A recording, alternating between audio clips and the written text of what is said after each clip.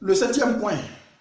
Le septième point, c'est un prophète. On me dit qu'un prophète n'a pas de souhait. Si nous reconnaissons que Paul est prophète, lisons Romains chapitre 1, le verset 1er. Romains 10, pardon, le verset 1er. Frère, le vœu de mon cœur. Ça là, c'est quoi? Le vœu de mon cœur. Et ma prière à Dieu pour eux, ses frères hébreux dans la chair, c'est qu'ils soient sauvés. Il dit mon souhait qu'ils soient sauvés. Mais lui-même, il sait très bien qu'il y a le mystère de l'aveuglement d'Israël. Il dit l'évangile arrive aux nations parce que les Juifs doivent rejeter jusqu'à ce que la totalité des nations soit gagnée. Mais il dit le vœu de mon cœur et ma prière pour eux, c'est qu'ils soient sauvés. Vas-y.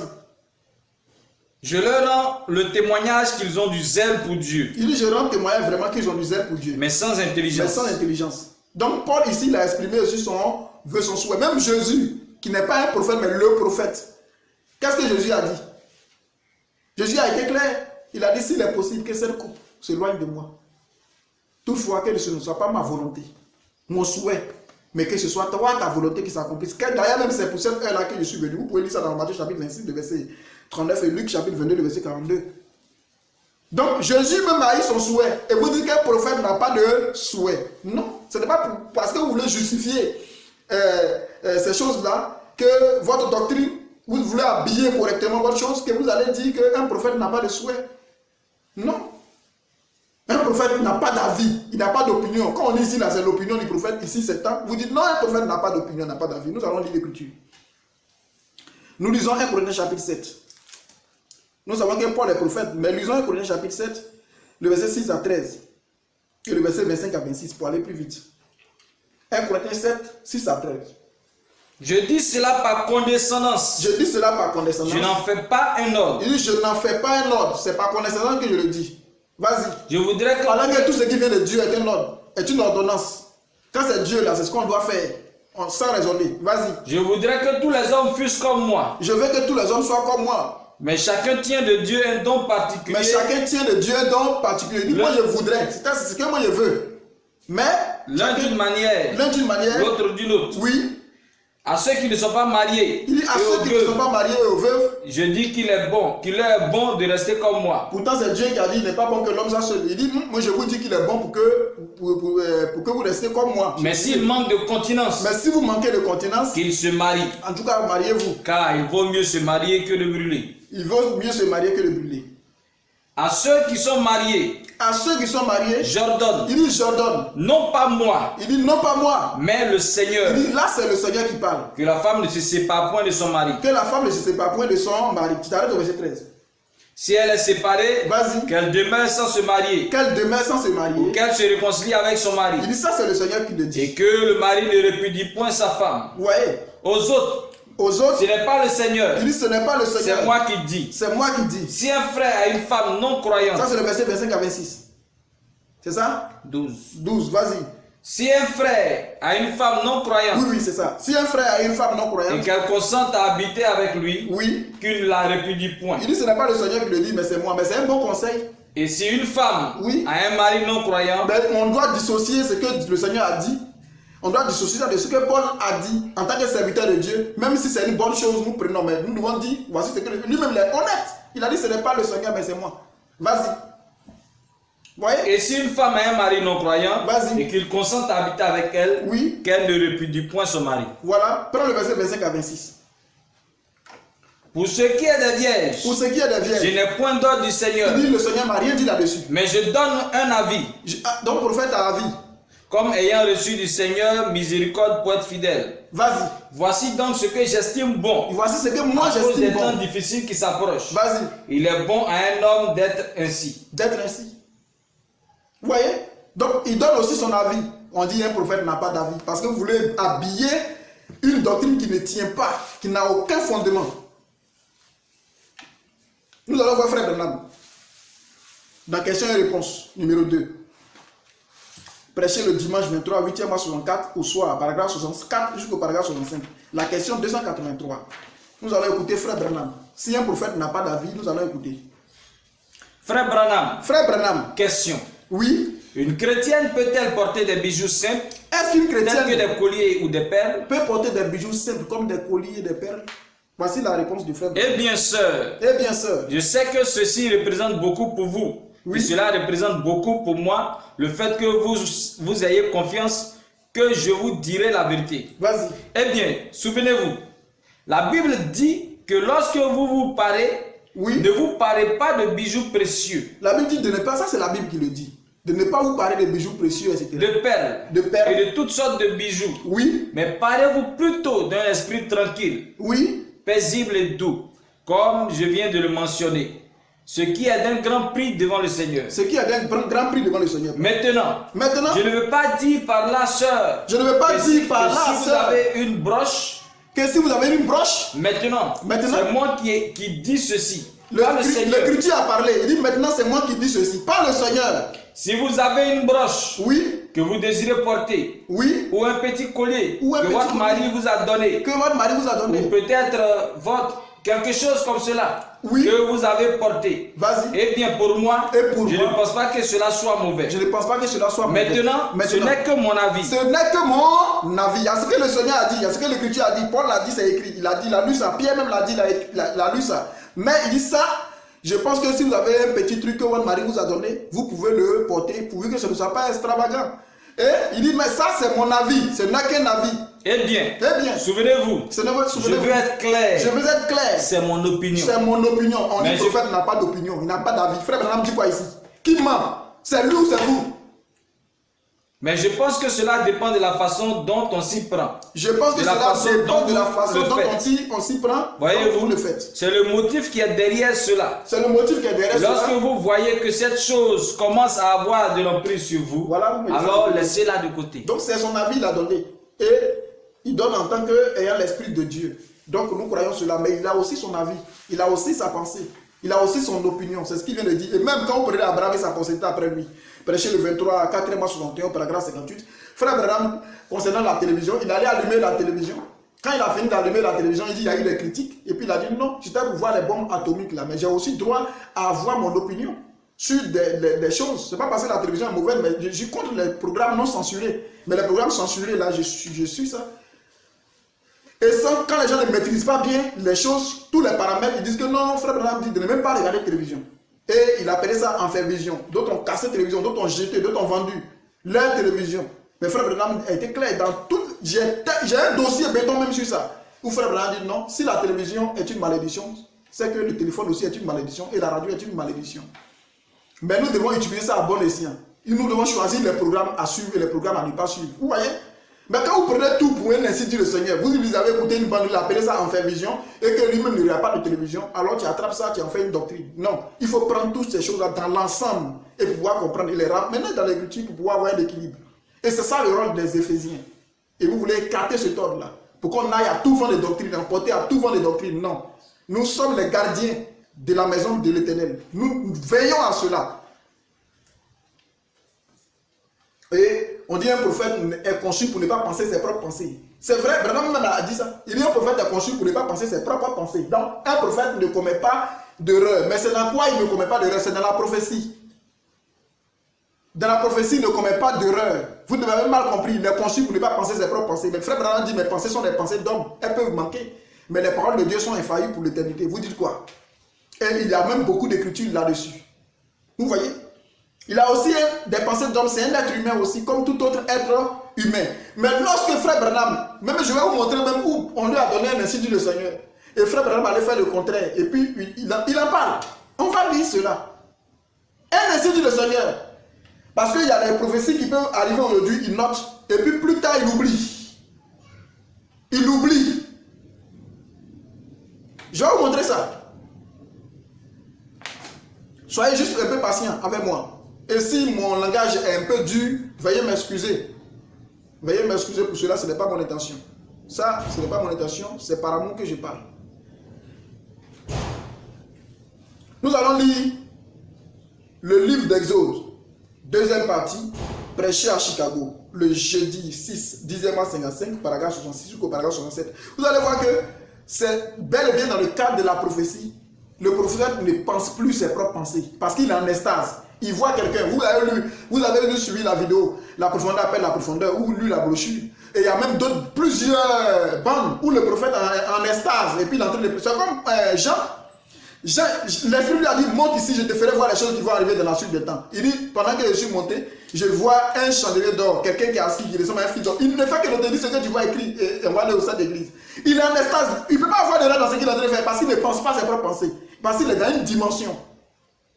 C'est en cela qu'un prophète est conçu pour ne pas penser ses propres pensées. Mais avant cela, il est un être humain. Il a ses propres pensées à lui. Mais quand il est dans cette disposition, quand Moïse écrivait la Genèse, puis Dieu créa les choses de la terre. Il dit la terre soit, et la terre fut, etc. etc. Vous pensez qu'il était dans quelle dimension? C'est dans sa dimension d'homme, et puis il va penser lui-même ses propres pensées, mais il était transporté en extase. Lui-même, quand il va finir ça, il peut se rappeler de tout ce qu'il a écrit. Il peut se souvenir, j'allais dire, de tout ce qu'il a écrit. Ne comprenez pas les choses comme ça. Nous lisons le livre d'Exode, deuxième partie, paragraphe 66 jusqu'au paragraphe 67, prêché en 55 soir, le jeudi, 10e mois. Vous croyez cela, n'est-ce pas? Vas-y, il est en train de prophétiser, il est en extase, il est en train de faire le miracle et manifester le don de vision et ce qu'on appelle le ministère du Fils de l'homme. Il est en train de manifester le deuxième plus, le discernement des esprits. Ainsi je vois la dame. Ainsi je vois la dame. Vous êtes très nerveuse. Vous êtes très nerveuse. Vous êtes dérangée par des troubles nerveux. Ce n'est pas comme on a donné une prophétie et puis ça va dire ainsi dit le Seigneur. Non, il est dans une dimension. Il est transporté, il est en train d'être utilisé. Il est en train de manifester le ministère du Fils de l'homme, le discernement des esprits. Comment il peut penser lui-même? Ses propres pensées. Vas-y. Vous êtes extrêmement nerveuse. Vous êtes extrêmement nerveuse. Et je vois. Et en même temps, il voit. Il dit je vois. Vous avez été chez un docteur. Vous avez été chez un docteur. Au sujet de quelque chose. Vas-y. Il s'agit d'une infection. Il s'agit d'une infection. Vous avez une infection. Oui. Et cette infection est au niveau du sein. Cette infection est au niveau de votre sein. Et elle est au sein gauche. Vas-y. Et je vois le médecin déclarer qu'il ne sait pas ce que c'est. Il est en train de voir les choses se passer, ce qui s'est déjà passé. Il est en train de voir ça. Il dit, je vois le médecin en train de déclarer qu'il ne sait pas ce que c'est. C'est vrai. C'est vrai. Maintenant, ce n'était pas moi qui parlais. Ce n'était pas moi qui parlais. C'était mes lèvres qui prononçaient les paroles. C'était mes lèvres qui prononçaient les paroles. Mais je n'en avais aucun contrôle. Je n'avais aucun contrôle sur ce que je disais. Mais ce qu'il a dit est la vérité. Mais ce que le Seigneur a dit est la vérité. Est-ce vrai? Est-ce vrai? Eh bien, Jésus est-il ressuscité des morts? Donc c'est comme ça les choses se passent. Lorsqu'il est dans cette dimension, il ne pense plus ses propres pensées. Il est transporté, ce n'est plus lui qui parle. Mais le Seigneur utilise simplement sa bouche pour parler. Il n'a aucun contrôle là-dessus. C'est cela qu'on dit un prophète ne pense pas ses propres pensées et un prophète ne peut jamais commettre d'erreur. C'est de cela qu'il s'agit. Mais qui vous a dit que... je ne sais pas comment vous comprenez les choses. Nous allons voir le ministère expliqué. Prêcher le 1er 10e mois 56. Paragraphe 47. Un jour, David était assis devant Nathan le prophète et il a dit: est-ce une bonne chose? Vous savez très bien que cela s'est passé dans 2 Rois chapitre 3. Le verset, lis ça d'abord. Et nous allons voir l'interprétation. 2 Rois 3. 11 à 18. 2 Rois chapitre 3, le verset 11 à 18. Bon, pour aller plus vite, lisons le prophète. Parce qu'il a déjà interprété cela. Ça, vous pouvez avoir ça dans l'écriture, mais lisons le prophète. Le ministère expliqué, prêché le 1er 10e mois 56 au paragraphe 47. Un jour, David était assis devant Nathan le prophète. Oui. Et il a dit: est-ce une bonne chose que moi je vive dans une maison de cèdre? Oui. Et que l'âge de l'Éternel, l'âge de mon Dieu, soit sous une tente? Vas-y. Et Nathanaël, ou plutôt Nathan, qui était un véritable prophète de Dieu. Qui était un véritable prophète de Dieu. Mais vous savez, les prophètes sont simplement des hommes qui sont oints à plusieurs reprises par l'Esprit. Des prophètes, c'est pourquoi il y a des gens qui ont dit qu'il y a un certain même Renaud Boris Ndota qui a dit, frère, pour vous dire que frère Branham est un faux prophète, il dit, concernant 1977, il dit frère Branham a prêché du faux, il a prophétisé du faux, alors que frère Branham n'a jamais fait de cela une prophétie. Mais il a dit que frère Branham, lui-même d'après sa propre définition, qu'un prophète a ainsi dit le Seigneur de façon ininterrompue. Mais regardez comment il a compris cela. Ça veut dire que donc chaque fois qu'il marche, ainsi dit le Seigneur, ainsi dit le Seigneur, ainsi dit le Seigneur. Ça dit c'est ça, avoir le ainsi dit le Seigneur de façon ininterrompue. Non. Il a le ainsi dit le Seigneur de façon ininterrompue parce qu'il faisait la différence entre le don de prophétie et le ministère prophétique. Et il a dit, le don de prophétie, on peut le manifester une seule fois dans toute sa vie et ne plus manifester cela. Mais le ministère prophétique, tu vas mourir même avec ton don de prophétie. C'est-à-dire que tu meurs avec ainsi dit le Seigneur de façon ininterrompue. C'est-à-dire jusqu'à ta mort. Et même Samuel est revenu encore pour venir prophétiser vrai. Et puis il est reparti. Lorsque la charlatane en dehors l'a appelé par l'entremise de Saül, le roi d'Israël. Donc vous voyez, ça ne veut pas dire que chaque fois qu'il marche, qu'on dit ainsi le Seigneur de façon ininterrompue, c'est comme ça que vous allez comprendre cela. Toujours il dit ainsi le Seigneur, non. Ça veut dire qu'il détient le instinct du Seigneur jusqu'à sa mort. Mais c'est chaque fois que Dieu parle que lui il peut parler. Donc un prophète ne parle que lorsque Dieu parle, en ce qui concerne la prophétie. Donc vous voyez. Et on a vu ce qui s'est passé avec David. David allait consulter Nathan le prophète. David qui est prophète. Frère Madame n'a pas dit que David a un nom de prophétie. Il est un prophète. Mais Nathan était le prophète au-dessus de lui. Donc David est allé voir. Mais David était roi. Donc il est allé voir Nathan pour lui dire, l'âge de l'Éternel là, ça dort dans une tente alors que moi je dors dans une villa. Donc j'aimerais construire, etc., pour Dieu. Et qu'est-ce qui s'est passé? Nathan lui a dit, va, tout ce que tu fais là, Dieu est d'accord avec toi. Va et fais ainsi. Mais Nathan était dans quelle dimension lorsqu'il le disait? Il était dans sa dimension d'homme. Et puis il a vu que la pensée était pieuse. Il a dit, David, tout ce que tu fais là, l'Éternel est avec toi. Déjà, mon t'a loin. Donc, il faut partir pour faire tout ce que l'Éternel te demande. Mais plus tard, Dieu se révèle maintenant à Nathan et puis il va dire à David que je ne suis pas d'accord avec ce qu'il est en train de faire. Maintenant, il va avec lui, ainsi dit le Seigneur. Mais la première fois là, ce n'était pas le prophète Nathan qui a parlé. Mais est-ce que c'est la prophétie qui est intervenue? C'est l'homme qui a parlé. Il faut forcément l'Esprit du Seigneur pour venir stimuler le prophète pour qu'il annonce une prophétie. Mais il ne peut pas être là comme ça et puis il va prononcer ainsi le Seigneur à tout moment. Il va être inspiré. Nous allons voir, quand vous dites que le prophète n'a pas commis d'erreur, je vais revenir sur ça. Un prophète ne commet pas d'erreur. Dans le cas de Nathan et David, on dit les hommes spirituels vont consulter les prophètes. David, qui est spirituel, allait consulter Nathan. Mais Nathan l'a conduit en erreur. Et Branham dit qu'il a commis une erreur. Je vais vous montrer cela. Mais nous allons lire d'abord à propos de 1977. Nous allons voir quelque chose. Exposer les 7 âges de l'Église. L'âge de l'Église de la Odyssée, page 322-4. Nous allons écouter quelque chose. Ce que Branham dit. En me basant sur ces 7 visions. Branham a donné sa pensée sur 1977 sans que le Seigneur ne lui dise que son retour c'est en 1977. Mais il a donné son opinion et sa pensée. Et l'explication est là. Mais il faut un Éphésiens pour t'expliquer. Moi j'ai toutes ces déclarations là ici. Et j'ai vu comment de quoi le prophète parlait exactement. En me basant sur ces 7 visions. En me basant sur ces 7 visions. Ainsi que sur les changements rapides qui ont balayé le monde depuis 50 ans. Oui. Je prévois. Je ne prophétise pas. Il dit je ne fais pas de ainsi dit le Seigneur. Vous dites qu'il a tout ce qu'il dit c'est ainsi dit le Seigneur. Vas-y. Que ces visions se seront toutes accomplies d'ici 1977. Oui. Et bien que beaucoup auront l'impression que cette affirmation est faite à la légère, vu que Jésus a dit que nul ne connaît ni le jour ni l'heure, je continue à maintenir ce pronostic 30 ans après. Il dit je continue à maintenir ce pronostic. Il dit pronostic, ce n'est pas une prophétie. Il a pronostiqué. Parce que Jésus n'a pas dit que nul ne pourrait connaître l'année, le mois ou la semaine où sa venue serait achevée. Voilà. Donc je le répète. Je crois sincèrement et maintenant. Il dit je crois sincèrement et je maintiens. Selon ce que j'ai étudié dans la parole. Selon ce que j'ai étudié. Donc c'est une étude qu'il a faite au travers de la parole. Et je vais vous expliquer cette étude-là. Ainsi que il a même dit que c'était à cause des jubilés. Dans Lévitique 23. Que le nombre d'années qui a été alloué aux Juifs, c'est le même nombre d'années là qu'il a calculé, qui est alloué aux nations. Et donc c'est à partir de cela qu'il a calculé et il a vu que depuis le commencement des jubilés, il s'est passé combien de jubilés jusqu'à ce que le temps d'Israël finisse et que nous soyons dans le temps des nations. Et que ceci nous sera alloué le même nombre d'années. C'est un prédicateur, il y a ce qu'on appelle la prédication et il y a ce qu'on appelle la révélation. Il n'a pas de prédication, c'est vrai. Et il fait ses calculs et puis il dit c'est à partir de cela. Je n'ai même pas envie de lire cela même. Il dit quand il a fait ses calculs, là, ça tombait autour de 1977 d'après le calcul qu'il a fait. Mais ce qu'il a dit n'est pas faux. D'après son calcul, c'est vrai. Et puis, mais qu'est-ce qu'il a fait? Le calcul, là, c'est à partir de quoi? Il a fait ce calcul. Parce que nous savons que le calendrier que nous utilisons là, c'est quel calendrier il a utilisé? Le calendrier des Romains. Nous savons très bien que le calendrier de Dieu, c'est 30 jours par mois. Parce que l'Apocalypse 12 et beaucoup d'autres textes sont d'accord là-dessus. Où la Bible parle de un temps, des temps et la moitié d'un temps. Il appelle ça 1260 jours ou 42 mois. Ce qui fait exactement 3 ans et demi. Mais nous savons que le calendrier que nous utilisons aujourd'hui, c'est un calendrier qui n'est même pas un calendrier luno-solaire. Parce que le calendrier de Dieu, c'est un calendrier luno-solaire. On a calculé à partir de la lune et du soleil. La Bible dit le grand luminaire, le soleil et la lune pour présider au jour et à la nuit. Maintenant, le calendrier romain qui nous a été donné, c'est un calendrier seulement solaire. Et ce calendrier a été introduit en 1582 par le pape Grégoire XIII. C'est lui qui a demandé d'élaborer un calendrier pour remplacer le calendrier julien qui ne respectait pas correctement les solennités. Et c'est ce qu'il a fait.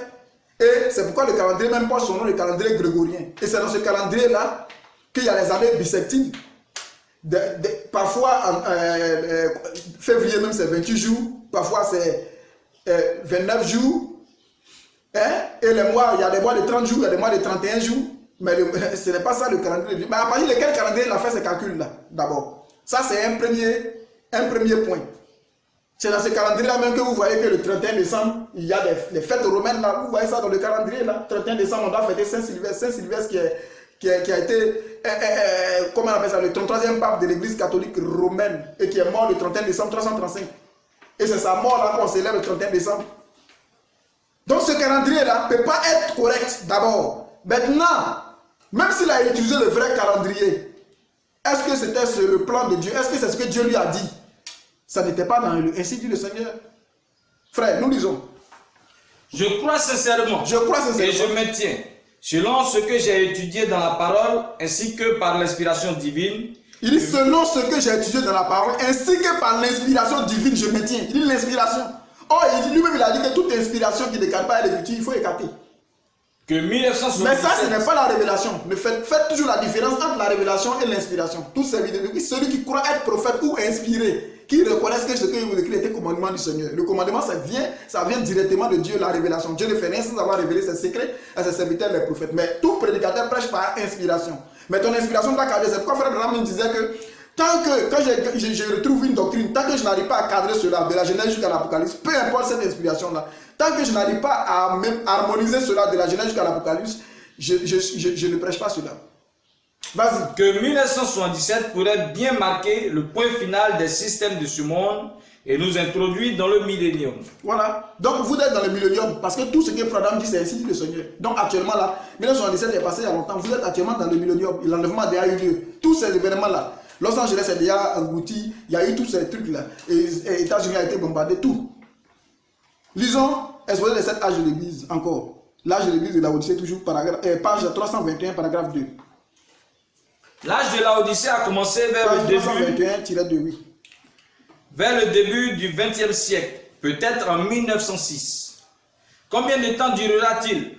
En tant que serviteur de Dieu, qui a eu des quantités de visions dont aucune n'a jamais failli, je prévois. Il dit je prévois. Je n'ai pas dit que je prophétise. Vous qui prenez tout pour une prophétie. Il dit je n'ai pas dit que je prophétise, mais je prévois. Que cet âge se terminera aux alentours de 1977. Vas-y.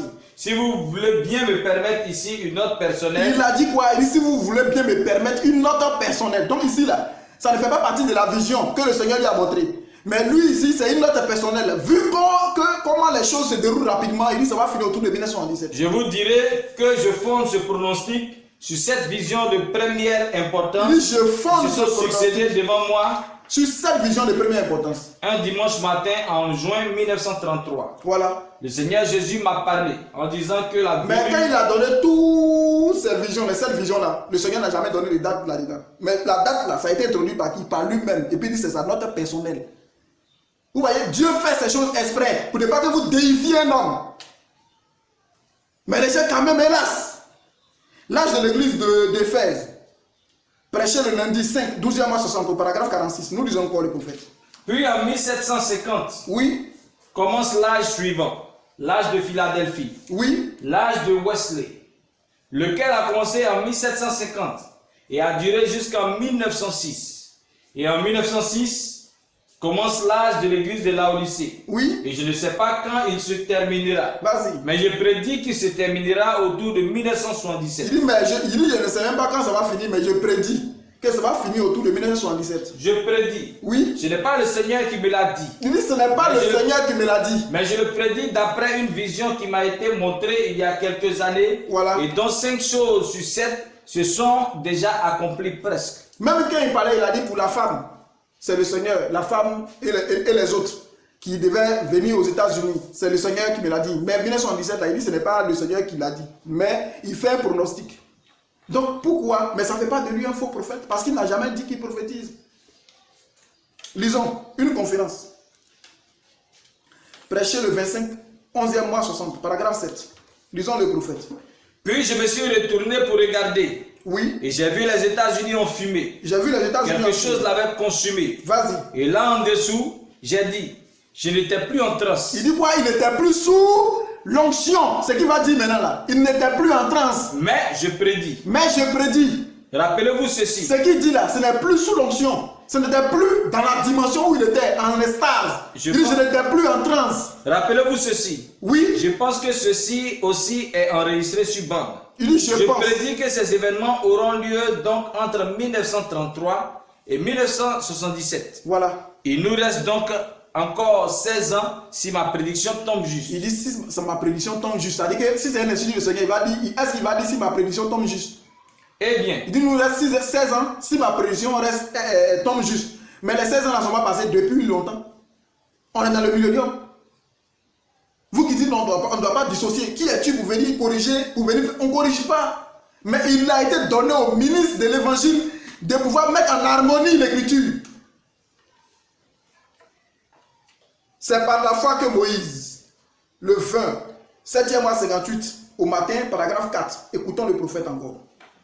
L'autre jour, j'ai pris un vieux livre là. Oui. Je lisais certaines choses que le Seigneur avait annoncées, avait prédites et qui sont déjà accomplies au sujet de ce comportement des jeunes et comment la guerre éclaterait.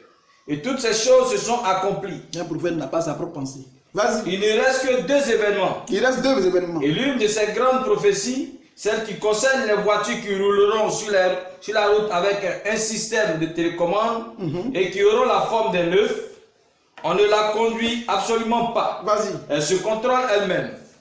Et ensuite, une femme puissante s'élèvera. Une femme puissante s'élèvera. Car l'Amérique est une nation de la femme. Vas-y. Et cela sera.